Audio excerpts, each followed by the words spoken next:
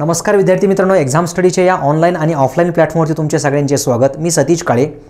आजच्या नवीन सर्क्युलरप्रमाणे काही व्हॅकन्सीज आपल्यासमोर येत आहेत।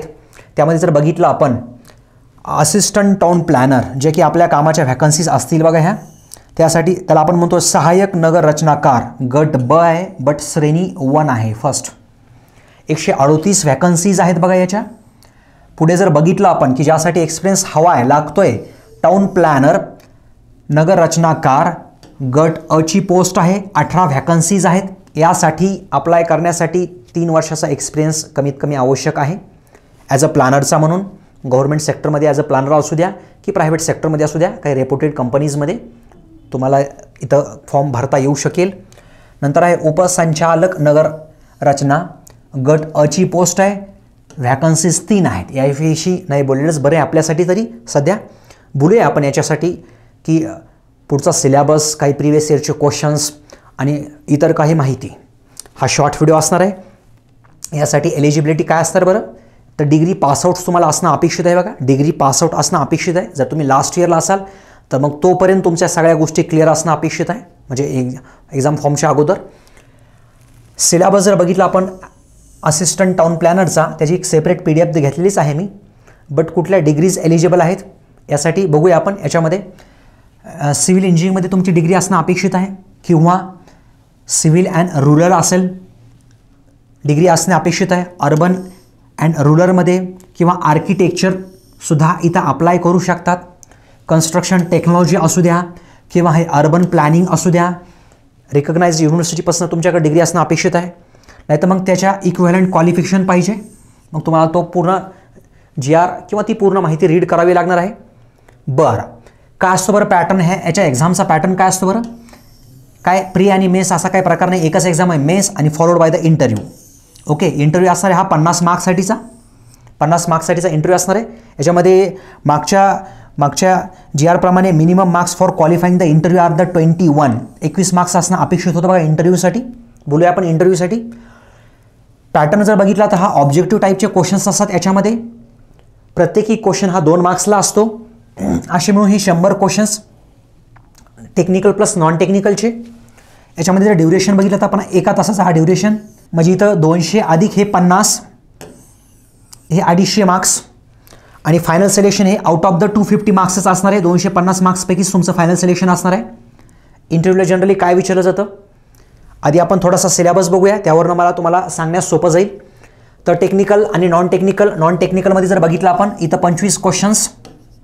ओके, प्लॅनिंगमध्ये 50 क्वेश्चन्स आणि पुढे व्हॅल्युएशनमध्ये 25 क्वेश्चन्स।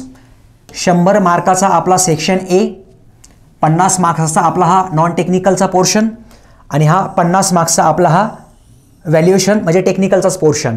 त्यामध्ये काय विचारलं गेलं होतं, जवळपास आपण जर बघितलं तर 5 ऑगस्ट 2018 रोजी मागची एक्झाम, नंतर इंटरव्ह्यू 4-5 डिव्हिजन्सवरती हा इंटरव्ह्यू कंडक्ट केला होता। 5 डिव्हिजन्सवरती इंटरव्ह्यू झाला होता, इवन इन्क्लुडिंग औरंगाबादसुद्धा आणि बाकीचे काही डिव्हिजन्स होते, पुणे लाईक दिस। ह्याच्यामध्ये जर बघितलं आपण नॉन टेक्निकलमध्ये करंट अफेअर्स, नॅशनल आणि इंटरनॅशनल त्या लेवलचे क्वेश्चन्स होते। साधारणतः इथं जर आपण बघितलं एक 8 क्वेश्चन्स इथं टार्गेट झाले होते मागच्या पेपरमध्ये। राईट टू इन्फॉर्मेशन ॲक्ट जो आहे 2005, एक 2 questions. Faculty of science and engineering, तुम्ही सरळ ह्याला जनरल स्टडीज म्हणलं तरी चालेल। GS वरचा पोर्शन बऱ्यापैकी होता, एक 15पर्यंत इथं क्वेश्चन्स टार्गेट झाले होते बघा। 30 मार्क्ससाठी महत्त्वाचा आहे असं म्हणून आपला हा 50 मार्क्सचा हा पोर्शन। आपण जर सेक्शन एमध्ये जर बघितलं प्लॅनिंगचं 50 म्हणजे 100 मार्क्सचा आपल्यासाठी महत्त्वाचाच आहे।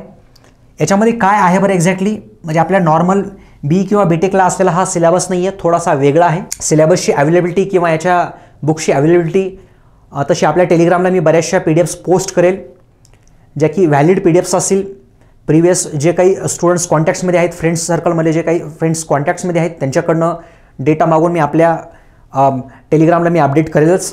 टेलिग्रामची लिंक्स तुम्हाला जर जॉईन करायचं असेल तर खाली प्रोव्हाइड केलेलीच आहे। त्याच्यामध्ये regional plan, development plan, town planning schemes असतील, ongoing previous, building permission, special township, transportation, environmental aspects. इंटरव्ह्यूमध्ये सुद्धा इथं टार्गेट झालेले आहेत क्वेश्चन्स मागच्या वेळेस। Village plan, acts and rules या टाईपमध्ये। याच्यामध्ये जर आपण बघितलं तर MRTP ॲक्ट 1966 एक महत्त्वाचा मागच्या वेळेस क्वेश्चन्स टार्गेट झाले होते, लँड रेव्हेन्यू PDF जी असणार आहे ती मी तुम्हाला अवेलेबल करेल आपल्या टेलिग्रामवरती, त्याच्यावरती काही क्वेश्चन्स टार्गेट झाले होते बघा. याच्यातलाच पोर्शन मी सब पॉईंट सांगतोय बघा तुम्हाला. ओके, सब पॉईंट सांगतोय बघा. EDCPR 2 डिसेंबर 2020 याच्या रिलेटेडची माहिती इथं प्रोव्हाइड केली जाईल. तिथंही क्वेश्चन्स विचारले गेले होते बघा, त्याची PDF अवेलेबल होऊन जाईल तुम्हाला. एन्व्हायरमेंटल कन्सर्न्सवरती सुद्धा जसे की 4 ते 5 क्वेश्चन्स टार्गेट झाले मागच्या वेळेस. ओके, पुढं बघूया आपण व्हॅल्युएशनच्या रिलेटेडचा पोर्शन. याच्यामध्ये जर बघितलं आपण value, cost and price, capital value, rental values, valuation table, methods of valuation, value agriculture land, हे ॲन्युअल स्टेटमेंट ऑफ रेट्स आणि खाली आहे लँड एक्विजिशन. सो याच्या रिलेटेडचा हा पोर्शन आहे बघा. ह्या व्हॅल्युएशनमध्ये IGR वेबसाईट आणि बाकीचं हे जनरल मटेरियल तुम्हाला फॉलो केलं तरी सफिशियंट आहे. IGRची वेबसाईट एकदा थोडीशी सर्च करा, त्याची लिंक मी प्रोव्हाइड करणारच आहे लवकरच. सो याच्या रिलेटेडचा हा पोर्शन आहे बघा. थोडासा डिटेल सिलेबस मी थोडासा फोकस करेलच. इंटरव्ह्यूमध्ये जनरली काय विचारलं जातं बरं, तर जनरल इंटरव्ह्यू असतो याच्यामध्ये. काही पोर्शन टेक्निकल, नॉन टेक्निकलचा विचारला जातो याच्यामध्ये. जनरली टेक्निकलमध्ये काय विचारलं गेलं होतं की ह्याच टाईपचं की एन्व्हायरमेंटल आस्पेक्ट्स किंवा ऑनगोईंग काही स्कीम्स असतील, काही प्लॅनिंगच्या रिलेटेडचे क्वेश्चन्स टार्गेट झाले होते. काही नवीन थीम देऊन की याच्यामध्ये कसं केलं जाईल, काय करायचं, कसं करायचं, अशा टाईपचे क्वेश्चन्स त्यांच्याकडनं विचारले जातात. आणि काही जनरल क्वेश्चन्ससुद्धा टार्गेट झाले होते, विलेज साईडचा प्लान किंवा सिटी साईडचा प्लान या टाईपमध्ये. आणि प्लस मग जनरल पोर्शनवरती काही क्वेश्चन्स टार्गेट झाले होते. ऑनगोईंग काही करंट इव्हेंट्स असतील, याच्या रिलेटेडच्या काही ऑनगोईंग स्कीम्स असतील. चला, ऑलमोस्ट डिटेल सिलेबसची PDF तुम्हाला अवेलेबल होणं जाईल. तुमच्याकडे अवेलेबल झाली असणार आहे डिटेल सिलेबसची PDF. त्यातलं बरंचसं कंटेंट मी प्रयत्न करेल की तुम्हाला आपल्या टेलिग्राम चॅनलवरती टाकण्याचा प्रयत्न करेल. आणि जे काही नवीन अपडेट्स असतील तेही मी आपल्या या यूट्यूब चॅनलला अपडेट करणारच आहे. आणि लवकरच प्लॅन झाला तर मागच्या वेळेस ज्यांचा चांगला स्कोर आला होता त्यांच्याद्वारे सुद्धा इथं एक सेशन ठेवण्याचा मी प्लॅन करेल. सो धन्यवाद विद्यार्थी मित्रांनो.